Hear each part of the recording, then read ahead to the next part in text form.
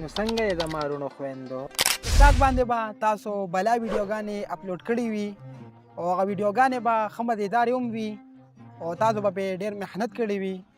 خو بیا هم هغه پاریو ته نه ځي او بل طرف ته به یو بیکاره ویډیو وي او هغه به پاریو کې ګرځي او په هغې باندې به په زرګونو لایکونه هم وي نو تاسو به دا سوچ کوئ چې د ټیک ټاک جوړې موږ سره دښمني ده خو نه د ټیک ټاک دپاره ټول خلک یو شانتې دي خو تاسو له څه خلک غلطې طریقې وښیي دا کمې په وجه چې ستاسو ویډیو پاریو ته نه ځي نو په ټیک ټاک ویډیو پاریو کې راوستو دپاره 3 ټریکه دي او په دې 3 ټریکو کې دا ټریک نمبر 3 چې کوم دی دا انتهایي اهم دی ټریک نمبر 1 زیات کمنټ نو تاسو به خیال کړی وي چې ډېر خلک په خپله ویډیو کې تپوس وکړي او وایي چې د دې جواب موږ ته په کمنټ کې راکړې نو چې خلک هغه له کمنټ وکړي نو دا کمنټ په وجه ټیک ټاک د هغه ویډیو نورو خلکو ته په ریو کې راولي نو تاسو هم کوشش کوئ چې په خپله ویډیو کې داسې څه تپوس کوئ چې په هغې باندې خلک تاسو له ډېرې کمنټې کوي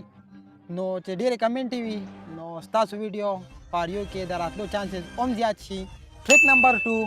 سیو اینډ شیر نو ډېرې ویډیوګانې به تاسو داسې کتلي وي چې تاسو له پای کې خلک وایي چې تاسو د پاریو ټریک ښیم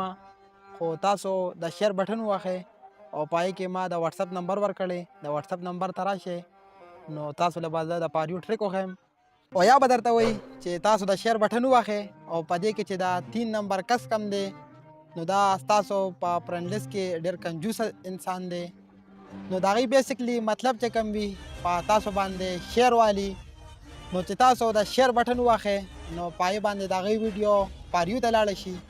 او دغسې چې دا ستاسو ویډیو مزیداره وي او هغه ځان سره څوک سیو کړي نو په دې باندې هم د ویډیو پاریو ته د تلو چانسز زیات وي ټریک نمبر 3 ستاسو خپل وایس 90% ویډیوګانې چې پاریو ته ځي هغه ځي په خپل وایس باندې نو تاسو به ډېر خلک داسې کتلي وي چې څوک په خپل وایس باندې ویډیوګانې جوړوي نو د هغوی به په ټیک ټاک باندې لایک او فالوور هم سیواوي نو د هغې وجه دا ده چې څوک هم ستا په وایس باندې ویډیو جوړه کړي نو د ټیک ټاک الګوریدم چې کوم دی د هغه فالوورز ته هم ستا د اوریجنل ویډیو په ریو کې راولي د کمې په وجه چې د ستا چې کوم اوریجنل وایس باندې ویډیو جوړه کړې په دې باندې د ویوز د فالوورز او د لایک د راتلو چانسز هم سیوا شي